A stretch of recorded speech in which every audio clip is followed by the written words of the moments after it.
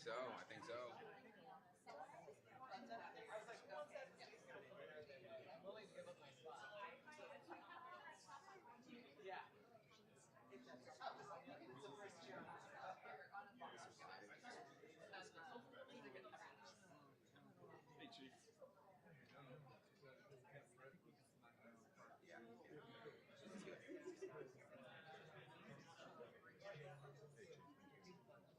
Mr. Mayor, how are you, sir?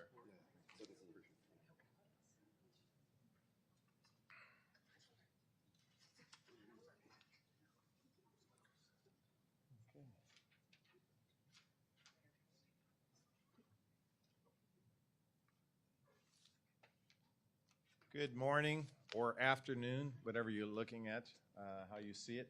So we have a lot to talk about this afternoon. To start us off, I will come back to the microphone after to sort of lay the groundwork. We're going to have our city attorney, Ann Davison, sort of lay the groundwork, the foundation of what we're trying to do today. So Ann, please take it away. Thank you for coming today and spending some time with us on this important topic. It's important for people to understand what we're doing today. We are here to make sure that the priorities and local control for the city of Seattle and what we put as our priorities remain something that is available for our people to choose from. In the first 100 days, the Trump administration issued 143 executive orders. And we're here today because thankfully our legal system was created such that one person, even if that person is president and even if that person is Trump, does not enact federal law and decide its interpretation. We're here today because federal overreach, attempts to coerce by threatening congressionally appropriated funds, and unilaterally claiming what is federal law does not make it so. I have filed 2 other lawsuits against the Trump administration for similar actions. We've had some funds released in our most recent lawsuit securing the cities for counterterrorism funds. And we also have a court order to prevent unlawful application of immigration provisions based on another presidential executive order. In today's lawsuit, we are seeking to make a declaratory injunctive relief claiming that the executive orders focusing on diversity and gender ideology are unconstitutional and unlawful. They're based upon separation of powers, spending clause, the Fifth Amendment, the 10th Amendment, and the Administrative Procedures Act. At risk for the city of Seattle is about $370 million in spending authority that has been appropriated by Congress to the city of Seattle. We should not have to forego the use of that money that has been appropriated by Congress, the one that has the authority to control the purse, not the president. We should not have to forego our own local policies in order to obtain that money that has already been provided to us, nor should we have to contend with what is considered local control and having the federal government overreach and try to dictate what the city of Seattle's priorities are. That is for our decision makers to decide, and we will make sure the constraints that is set for the authority for the president is enforced. We are allowed to come and say that our programs and priorities are lawful. They have not been found to be unconstitutional, but they have been found to be something that we can pursue as a city. And the overreach by one person, no matter what role they are in, does not allow them to forego the Constitution and the restrictions and constraints that the Constitution provides for localities to control themselves and not have to contend with someone from the outside, making sure that we follow what they want.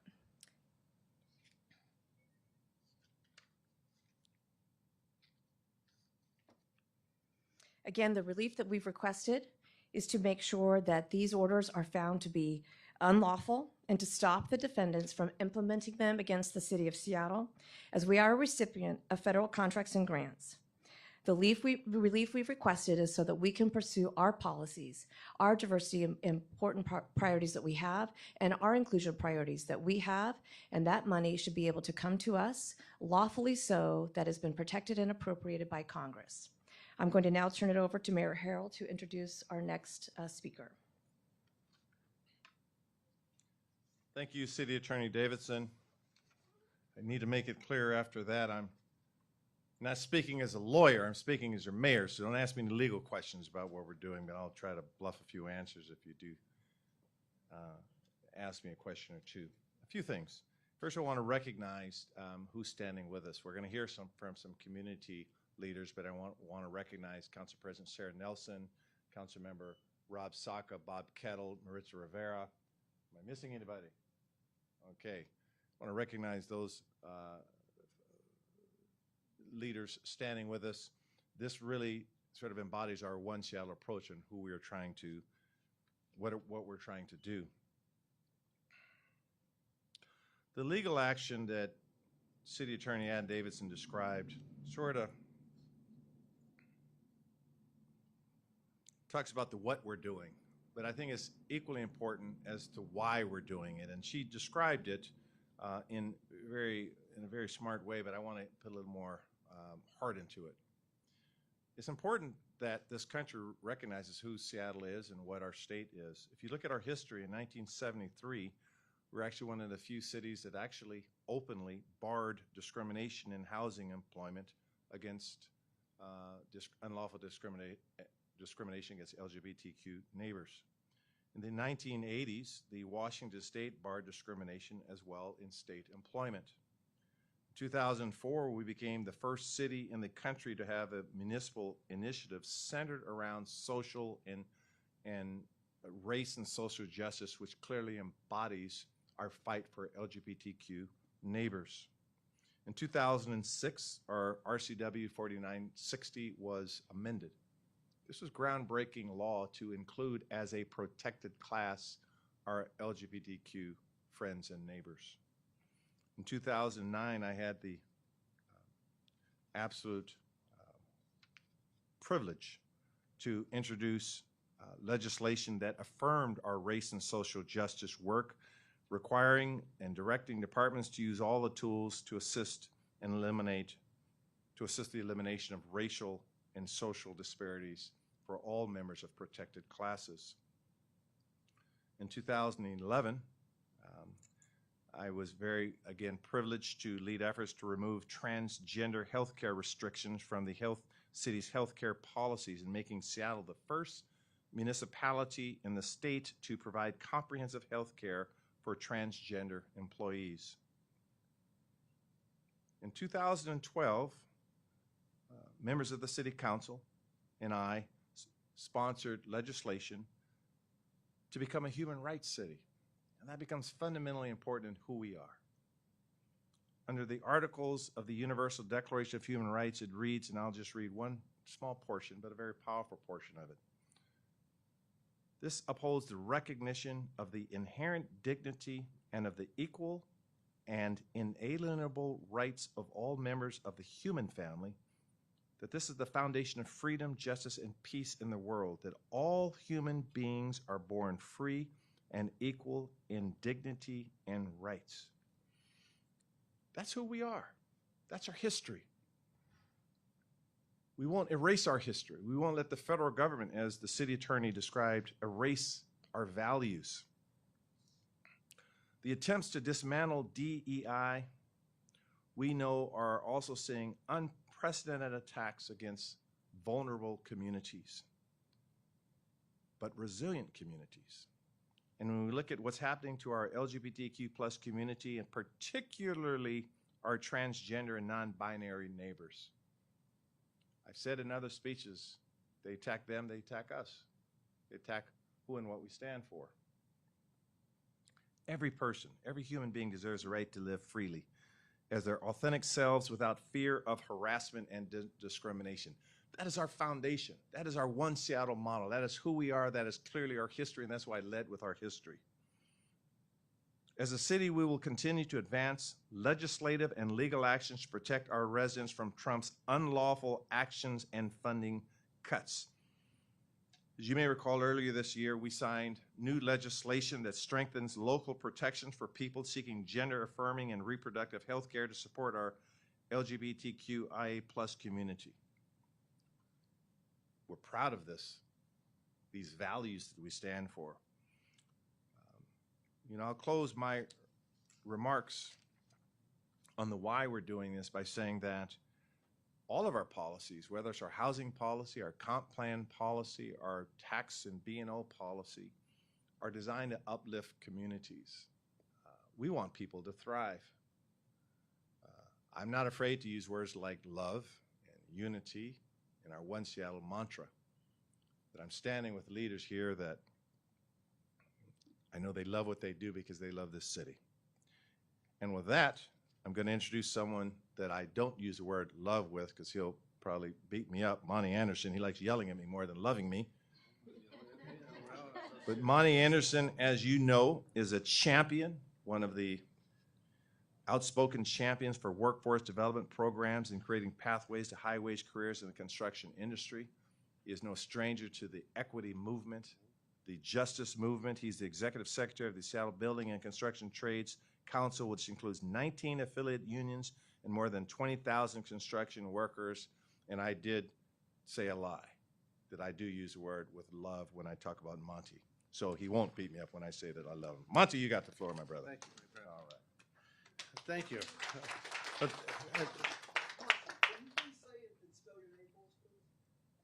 Monty Anderson.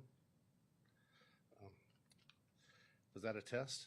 All right. He still has this cognitive All right, function, I'm already getting nervous here. All right, I was just saying. Well, good morning, everybody. As the mayor said, my name is Monty Anderson, and I represent about 20,000 construction workers here. You know, we've been building Seattle for over 100. My union's over 120 years old here in Seattle. But you know, about 10 years ago, we all got together and realized we're missing something here. There are young people in Seattle that are not getting opportunities to get into the building trades jobs. So what's the city do? The city says, we're gonna reach out in these neighborhoods, we're gonna identify people in income distressed zones, and we're gonna get them jobs.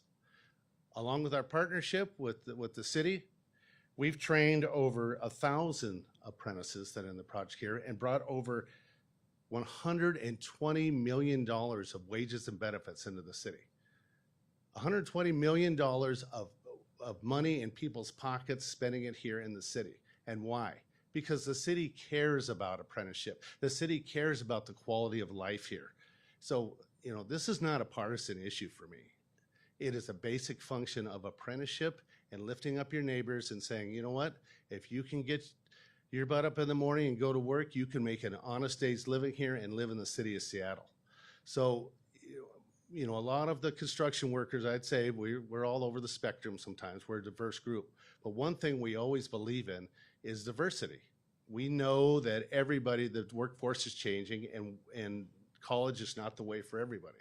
So the reason we get so upset about this is it's our life force. We cannot work with the city or the county or the state to reach out to diverse communities and have them be part of our work process. I'm sorry, but it's going to suffer. Everybody suffers in that. And as we fight gentrification and these attacks against people that believe maybe differently than the president do, the best thing you can do, like the mayor said, is dignity.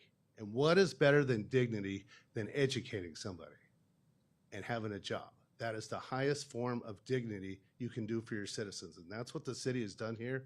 So we want to be here to support the mayor and Davison, Council Member President Sarah Nelson, and all the other council members here to say we're standing together for the citizens of Seattle and what we believe in. And what we believe in is education in any form is the key.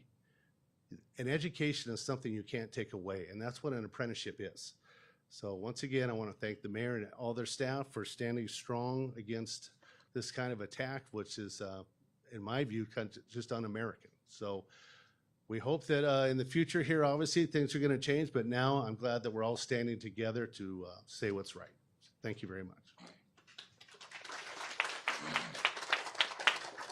Thank you, Monty.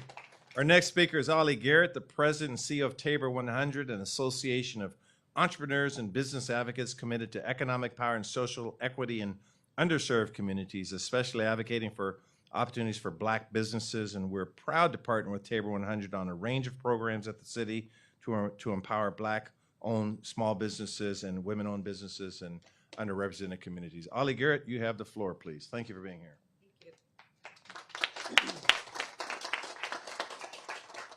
Good afternoon. I want to extend my deepest appreciation to Mayor Bruce Harrell and City Attorney Ann Davison for their courageous and principled stand in defending Seattle values of equity, inclusion, and local authority. By filing this lawsuit, they're sending a clear message that our city will not be bullied into abandoning its commitment to fairness and justice in order to secure federal funding. Their stand makes it clear we will not be intimidated into abandoning our commitment to equity and inclusion. Let me be real, equity is about fairness, not sameness. It is not about giving everyone the exact same thing. It's about giving people what they need to succeed. That's how we improve lives and strengthen communities. Seattle diversity is one of its greatest strengths. Our economy thrives because of small business owners, workers, and leaders from every background. Black, Indigenous, LGBTQ, immigrants, and more. These executive orders from the Trump administration are not just unconstitutional, they are an attack on that very diversity and on decades of progress. Federal dollars support public safety, housing, healthcare, and infrastructure. Tying those funds to political ideology is coercive and dangerous. This lawsuit is about protecting people, about ensuring that every resident, especially those historically pushed aside, has a real chance to thrive. At Tabor 100, we know that economic empowerment and social equity cannot thrive when fear and coercions are used as a tool of governance. Thank you, Mayor Harrell and City Attorney Davis, for defending our city's autonomy and for standing for every Seattleite who believes in a future where opportunity is not dictated by ideology, but by fairness and facts. At Tabor, we stand firmly behind all leaders who fight for fairness, justice, and opportunity. We will not back down. Thank you. Thank you, Ollie. Thank you, Ollie. Our last speaker will be Gabriel Newman. Gabriel is the Policy Counsel and Government Relations at the Greater Seattle Business Association, always known as GSBA, which is the largest LGBTQ plus and allied Chamber of Commerce in North America. We're proud to work with GSBA to support Seattle's LGBTQ plus businesses to create a thriving small business environment and to stand up for civil rights in our city. Gabriel, we're honored to have you here. You have the mic.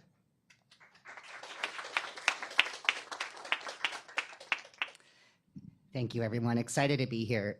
My name is Gabriel Newman. I use he, him pronouns, and I am proud to represent the over 1,200 members of GSBA, Washington's LGBTQ and Allied Chamber of Commerce.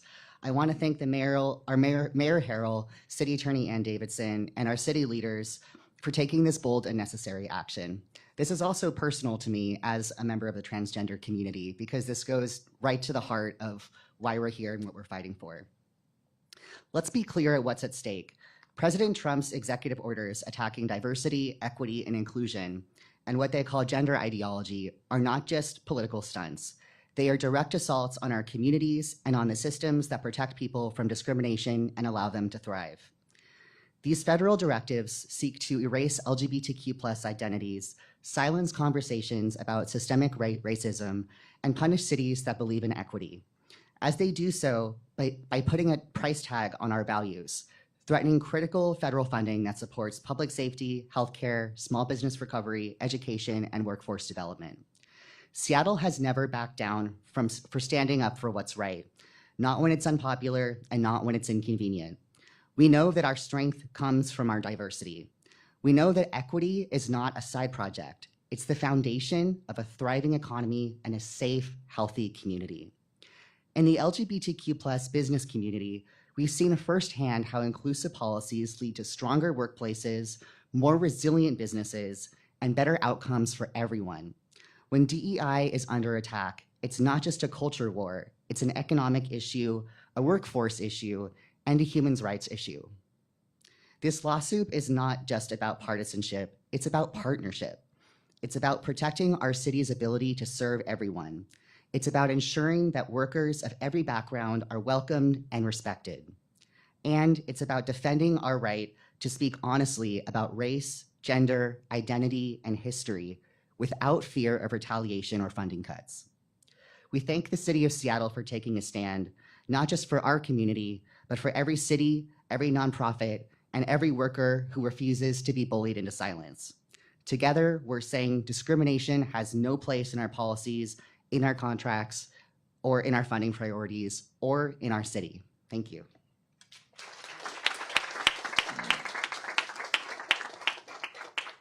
Thank you, Gabriel. There's powerful words. Ollie and Monty, thank you for speaking as well, and City Attorney Davison. And with that, we will entertain a few questions if you have. Yes.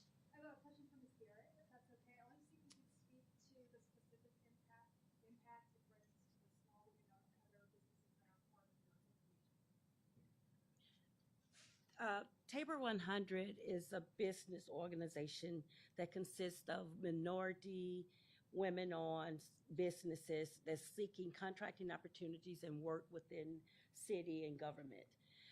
This will help, and how it would attack us is right now, and as I stated, equity is about fairness, not sameness, not sameness. And what it does is it protects programs and things that we've been working on for years to increase contracting opportunities for women and minority-owned businesses. As I state in all of my messages, when our businesses grow, when our businesses succeed and sustain, we hire within our community. So it also increased workforce in the minority community. That's why we're standing for this today. Thank you, Ollie. Yes, Dave? Can you speak to the timing here? Because the executive orders came out in January, 7 months later. Not to be cynical, but we're 4 days ahead of a primary. Why not file this lawsuit earlier? Is there political tie here? Yeah, I'll answer from my vantage point. Filing a lawsuit against the federal government is not an easy thing to do.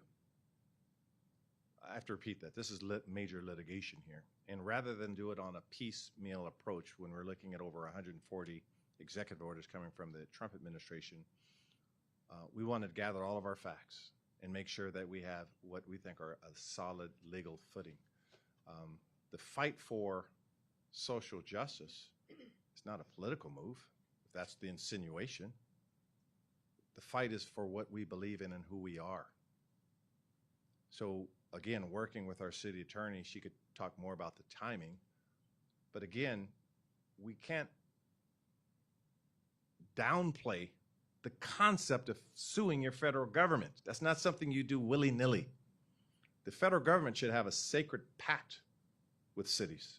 They should protect us, give us public safety dollars, give us cancer research dollars, give us dollars to house us. So this is not something done politically, lightly, but City Attorney Davison, maybe you could talk about the timing a little more. Thank you, Mayor. I understand where your question's coming from, David, and it's important to note some people choose to take a position that they should do things the first, and that is a statement. And I think that's a wrong move when it comes to this person in particular, because what we see is a lot of action, which is why I read the number of executive orders. And if I were to make decisions based upon reflex, we would be exhausted at this point. So it is very strategic and very thought out as to the timing and the ripeness of what we're doing. What is at stake is when we apply for grants and these new terms and conditions are added into those, we are faced with looking at what we would be subjected to a False Claims Act. This is a timing issue. This is making sure we were ready, that my clients were ready from a standpoint, as the mayor said, to approach this serious litigation, not just to be first to do so, because that's, to me, absolutely for performance and show. This is about the substance and making sure we have a strategic approach that really can and will succeed, I believe, in securing these funds that the city is appropriately owed and appropriated by Congress. And to follow up on that, has the city actually lost money as a result of these two executive orders? And which goes to the sort of ripeness of it. Are we on the other side of the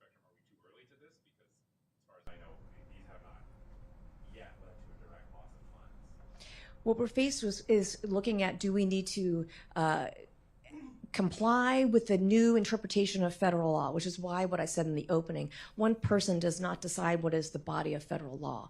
As noted by the mayor, the Civil Rights Act of 1964 has 60 years of case precedent.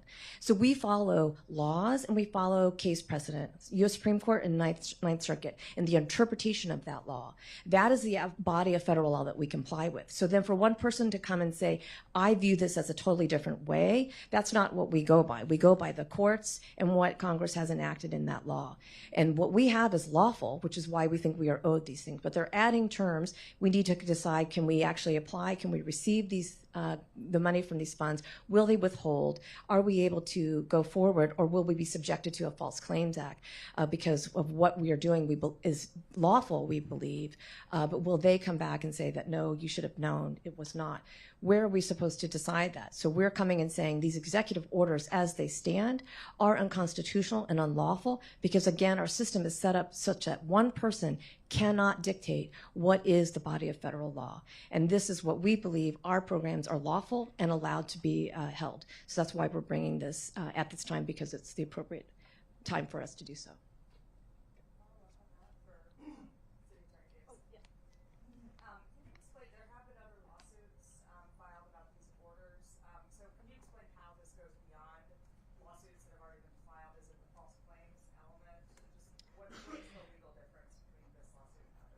For me, this is specifically focused on the executive orders. So there's one that is somewhat similar on some of these terms from the King County lawsuit that has about 60 litigants.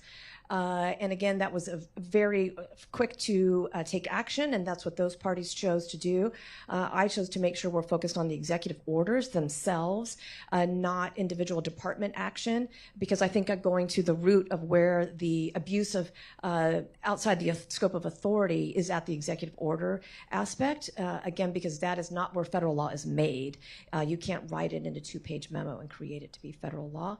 So for us, that was the important part to handle that. I'm trying to understand how soon these impacts might be felt. It's $370 million sounds like it's enmeshed in programs throughout city government. And so if it is ultimately withheld, how soon would opportunities be lost that these programs provide, or can Seattle find a way to go it alone for the short term while this lawsuit plays out? I might defer to Mayor Harrell or Director Emery, head of SDOT, because a lot of that is SDOT related, which is why we're focusing on this. The part that the president's taking issue with is unrelated to the grants that we're particularly using. A lot of it is SDOT funding for infrastructure, so it's nothing to do with the policy that they're taking issue at. And so I might contend one of them. Joel, I'll answer it this way. Literally not a week goes by where we don't look at the north of $370 million, whether it's for public safety, homelessness, transportation, infrastructure, our health strategies, where we realize we have exposure. And to David's point, we're being proactive because we don't want to see the shortage of funds, and then what happened? We have people that need to be housed. And so, again, I applaud the city attorney for taking this proactive step. But not a week goes by where we're not looking at contingency plans, and that's why I'm very proud that the city council here and Council President Nelson is here, because we're working with them to say, what if our transportation funds are missing and we're relying on these grants? And so that's our strategy. And it's very good that the court system has actually worked for us. I've had many meetings with Nick Brown on this issue. Thank God for the court system. And this is, again, a means to use the judicial remedies to protect the residents of Seattle. Mayor, speaking of homelessness, the president also signed an executive order on homelessness. How do you plan on being proactive in response to that, and would you consider litigation or a lawsuit against the Trump administration? Yeah, thanks for the question, Jonathan. So from a policy standpoint, we don't think first of all, a lot of his terms are vague and general.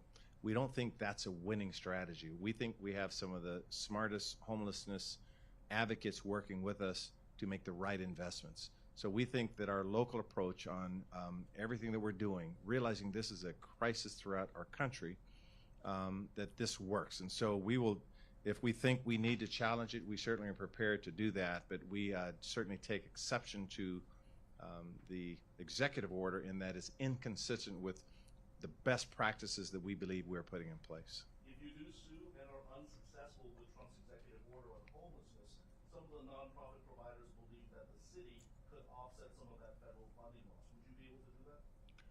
Well, that's a tough question. It's sort of a what if. What if we lose, and what if the providers don't have enough money? I'll just answer it this way. That if you look under our administration, we've put over $1 billion into housing strategies. Our current budget, we put about $343 million in housing strategies. The voters were gracious enough to pass a $970 million housing investment. So we will keep doing what we need to do to protect all residents, make sure we're preventing homelessness. We will use the court system if necessary.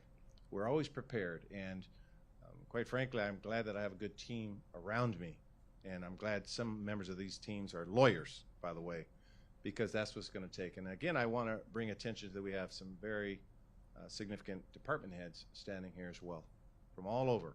They know who they are.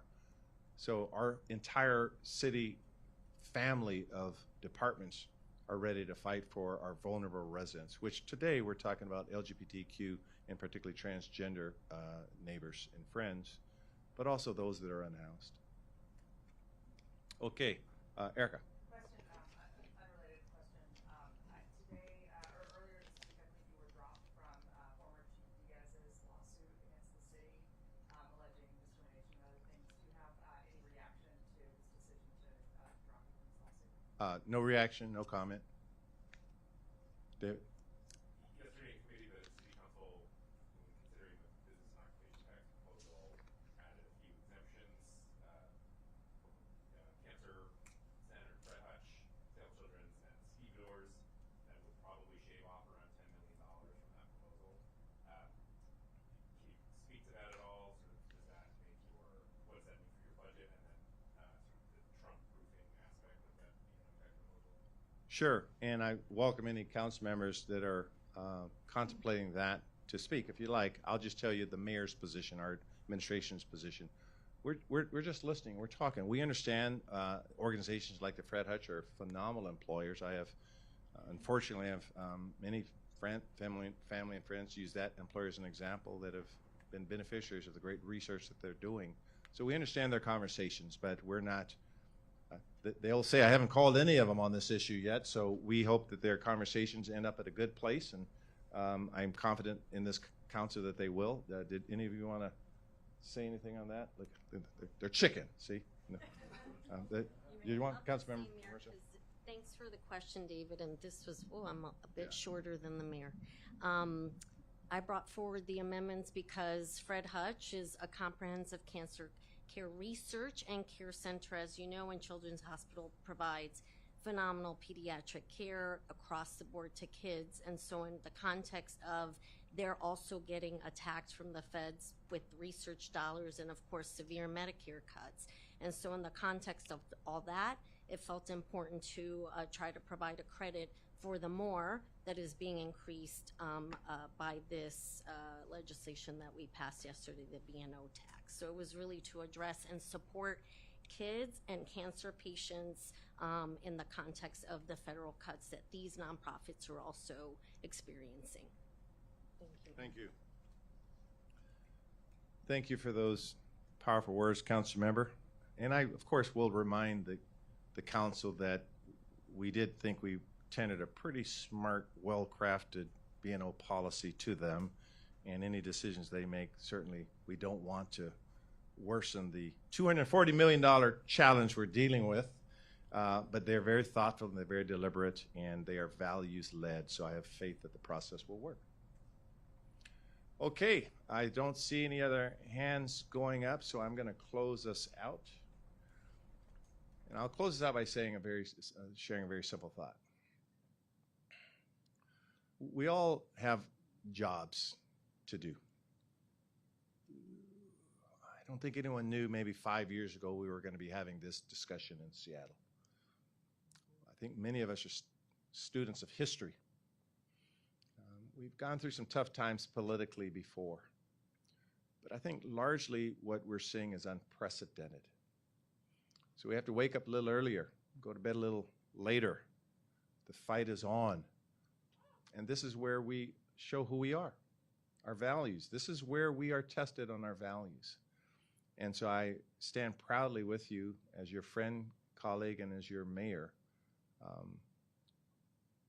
I'm proud of the team that we've developed. So with this, City Attorney Davison, we're going to ask you to do your thing, and we'll see you on the other side of this litigation. Thank you, everyone, for being here. Thank you very much.